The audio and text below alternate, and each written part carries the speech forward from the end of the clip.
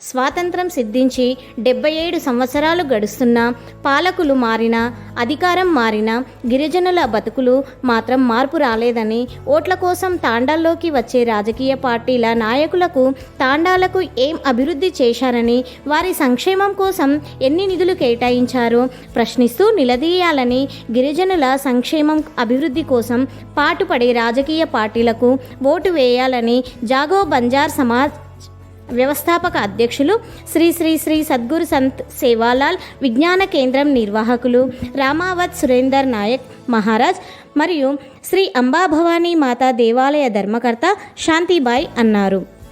బుధవారం వికారాబాద్ జిల్లా పెద్దేముల్ మండలం కందనెల్లి తాండా యాడి బాపుగఢ్లో నిర్వహించిన విలేకరుల సమావేశంలో మాట్లాడారు. గిరిజన తాండాల అభివృద్ధి కోసం, ప్రజల సంక్షేమం కోసం ఏ రాజకీయ పార్టీ కూడా ఏమీ చేయలేదని, కేవలం వారి ఓట్ల కోసమే 5 సంవత్సరాల ఒకసారి తాండాలకు ఓట్ల కోసం వస్తున్నారని ఆరోపించారు.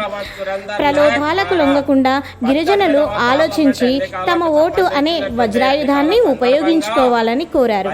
ఓటును అమ్ముకుంటే తాండాల అభివృద్ధి జరగదని, గిరిజనులలో చైతన్యం తీసుకొచ్చేందుకు గడప గడపకు వెళ్తామని వారు తెలిపారు.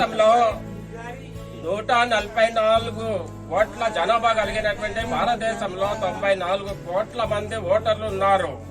28 రాష్ట్రాల్లో 8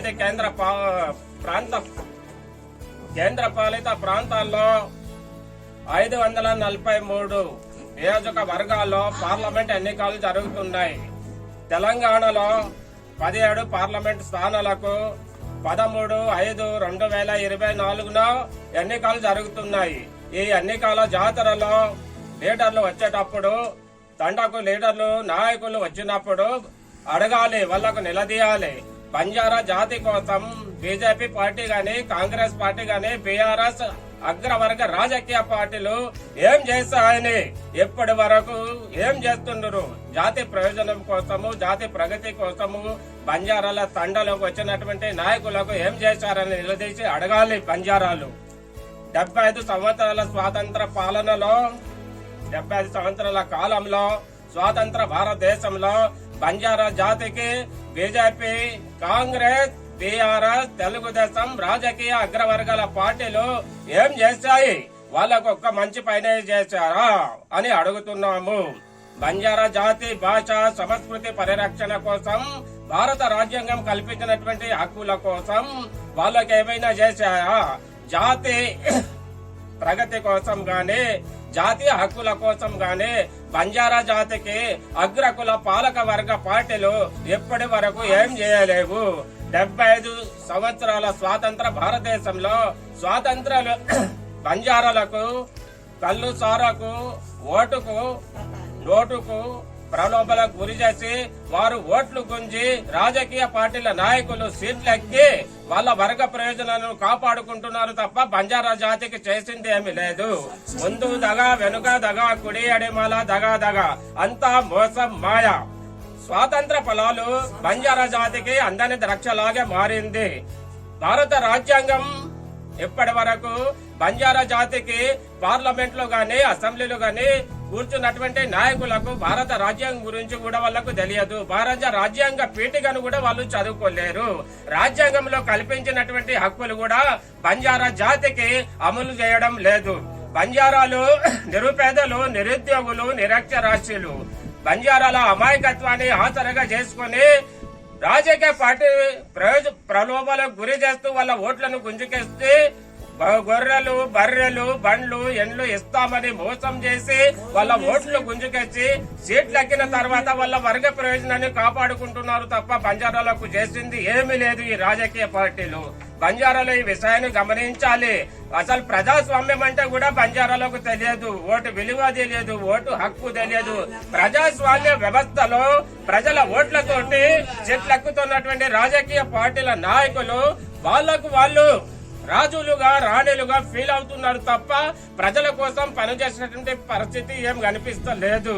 ఇప్పుడు ఎవరైతే ఇప్పుడు అగ్రవర్గ పార్టీలకు చెందినటువంటి నాయకులు వాళ్ళ ఆస్తులను పెంచుకుంటుండ్రు తప్ప బంజారా జాతి కోసం ఏం చేయడం లేదు. భారతదేశ వ్యాప్తంగా బంజారాలు సుమారుగా 15 కోట్ల జనాభా కలిగి ఉన్నది. బంజారాలకు ఒక రాష్ట్రంలో ఎస్టీ హోదాను కల్పిస్తే ఇంకో రాష్ట్రంలో ఎస్సీ, మరో రాష్ట్రంలో బీసీ హోదాను కల్పించారు. ఈ విధంగా పార్లమెంటు ఎలక్షన్ లో మొత్తం బంజారాలు సుమారుగా 40 మంది వరకు ఎన్నిక కాబడుతున్నారు. ఈ 40 మంది అనేటటువంటి బంజారాలు ఈ పార్లమెంట్ లో కూర్చుంటే బంజారా భాషలోనే మాట్లాడుకోగలుగుతారు. భారతదేశాన్ని ఒక జాతి అనుకుంటే బంజారా జాతిని మాత్రమే ప్రాతిపదికగా కనిపిస్తుంది, వేరే జాతికి ఇక్కడ కనిపిస్తాం లేదు. బంజారాలకు ఉండేటటువంటి భారత రాజ్యాంగం కల్పించినటువంటి హక్కులు అమలు చేయాలి అనేటటువంటి కేంద్ర రాష్ట్ర ప్రభుత్వాలను అడుగుతున్నాము. బంజారాలకు సంబంధించినటువంటి ఒక జాతి ఊరికలో ఉండాలంటే ప్రధానంగా ఒక జాతికి ఒక భాష, సంస్కృతిని రక్షించడానికి ప్రభుత్వాలు చర్యలు చేపట్టాలి.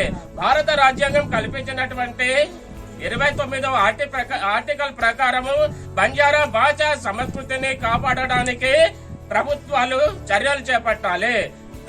భారత రాజ్యాంగంలోనే 350 ఆర్టికల్ ప్రకారము భాష అమలు చేయడానికి ప్రయత్నించాలి. బంజారాల కోసం భారతదేశం వ్యాప్తంగా బంజారాలకు ప్రత్యేకమైన ఎండోమెంట్ డిపార్ట్మెంట్ ఏర్పాటు చేయాలి. బంజారాల దేవీ దేవతల దేవాలయాలను నిర్మించాలి. ప్రభుత్వం కేంద్ర రాష్ట్ర ప్రభుత్వాల నుండి 1000 కోట్ల రూపాయల బడ్జెట్ మంజూరు చేసి బంజారా జాతి అభివృద్ధికి పాటుపడాలని కేంద్ర రాష్ట్ర ప్రభుత్వాలను కోరుతున్నాము. జై బంజారా.